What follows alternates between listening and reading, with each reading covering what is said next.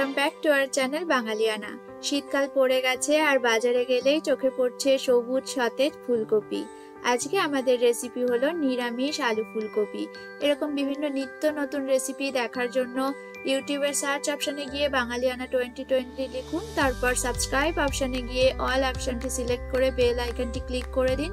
তাহলে আমাদের সমস্ত রেসিপি, সমস্ত আপডেট সবার আগে আপনার কাছে পৌঁছে যাবে। প্রথমে একটা বড় সাইজের ফুলকপি ডুমো করে কেটে নিয়েছি। এরপর কড়াইতে বেশ খানিকটা জল দিয়ে তার মধ্যে নুন আর হলুদ অ্যাড করে দিয়েছি। জলটা গরম হয়ে গেলেই অ্যাড করে দিচ্ছি ফুলকপি। ঢেকে 2 থেকে 3 মিনিট ভাপিয়ে নেব। খুব বেশি সময় ধরে ভাপ দেওয়ার দরকার নেই, সেক্ষেত্রে ফুলকপিগুলো গলে যাবে, তাহলে কিন্তু রান্নাটা একদমই ভালো হবে না। দেখুন জলটা ভালো করে ফুটতে শুরু করে দিয়েছে। এই সময় ফুলকপিগুলো তুলে নিচ্ছি। ফুলকপিতে বিভিন্ন ধরনের ওষুধ দেওয়া হয়, সেটা আমাদের শরীরের জন্য একদমই ভালো নয়, তাই এই স্টেপটা কিন্তু একদমই স্কিপ করলে চলবে না, এটা অবশ্যই করতে হবে। এরপর কড়াইতে বেশ খানিকটা রিফাইন্ড অয়েল দিয়ে দিয়েছি আর ফুলকপিগুলোকে অ্যাড করে দিচ্ছি। সামান্য লালচে করে ফ্রাই করে নেব। খুব বেশি ফ্রাই করার দরকার নেই, যেহেতু শীতের ফুলকপি সামান্য ভাপ দিয়ে নেওয়া আছে, তাই জন্য অল্প করে ফ্রাই করলেই কিন্তু ফুলকপিগুলো ঠিকমতো সেদ্ধ হয়ে যাবে। দেখুন লালচে কালার চলে এসেছে। এই সময় ফুলকপিগুলোকে তুলে নিচ্ছি।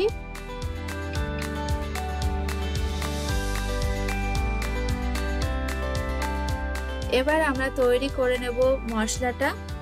মিক্সিং জারে দিয়ে দিচ্ছি 2 ইঞ্চি টুকরো করে নেওয়া আদা, একটা শুকনো লঙ্কা, কিছু গোটা গরম মশলা, এলাচ, লবঙ্গ, দারচিনি, 1 টেবিল স্পুন জিরে গুঁড়ো, 1 টেবিল স্পুন ধনে গুঁড়ো। কেউ চাইলে এক্সট্রা ফ্লেভারের জন্য জায়ফল জয়িত্রীও সামান্য ইউজ করতে পারেন। সামান্য জল অ্যাড করে একটা স্মুথ পেস্ট তৈরি করে নিয়েছি।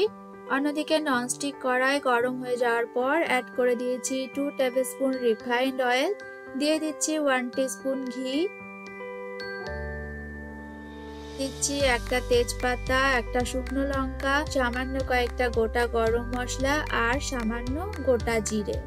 সুন্দর ফ্লেভার আসতে শুরু করলে অ্যাড করে দেব ডুমো করে কেটে রাখা আলু। ফুলকপির আলু একটু বড় করে কেটে নিলে দেখতে বেশ ভালো লাগে। আলুটা অ্যাড করে খুব ভালো করে ফ্রাই করে নিতে হবে, বেশ লালচে করে খানিকটা সময় নিয়ে, তাহলে ফ্রাই করতে করতে আলু অনেকটা সেদ্ধ হয়ে যাবে। তারপরে অ্যাড করে দিচ্ছি একটা বড় সাইজের কুচনো টমেটো আর ছোট বাটির 1 বাটি মটরশুঁটি।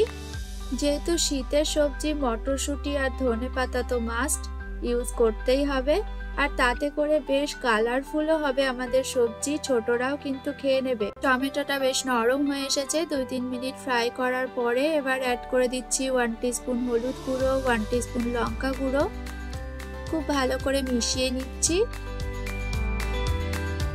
এবার অ্যাড করে নিচ্ছি আমরা মিক্সিং জারে যে মশলাটা তৈরি করে নিয়েছিলাম, সেই মশলাটা দেওয়ার পর বেশ খানিকক্ষণ ধরে ফ্রাই করে নিতে হবে। যতক্ষণ না মশলা থেকে তেল বেরিয়ে আসছে ততক্ষণ পর্যন্ত মিডিয়াম ফ্লেমে দিয়ে মশলাটা ফ্রাই করতে হবে, তাতে মশলাটা ফ্রাই করতে করতেই আলুটা সেদ্ধ হয়ে যাবে। অ্যাড করে দিচ্ছি স্বাদ মতো নুন আর চিনি দিয়ে দিচ্ছি 1 টেবিল স্পুন, বেশ অনেকটা পরিমাণে, কেননা যেহেতু আলু ফুলকপি একটু ঝাল মিষ্টি টেস্ট না হলে একদমই ভালো লাগবে না, তাই চিনিটা একটু বেশি দিতে হয়। আবারও ভালো করে ফ্রাই করছি। দেখুন মশলাটা থেকে তেল বেরিয়ে এসছে আর আলুটাও একদম ঠিকঠাক বয়েল হয়ে গেছে। ফুলকপিটা অ্যাড করে দিলাম।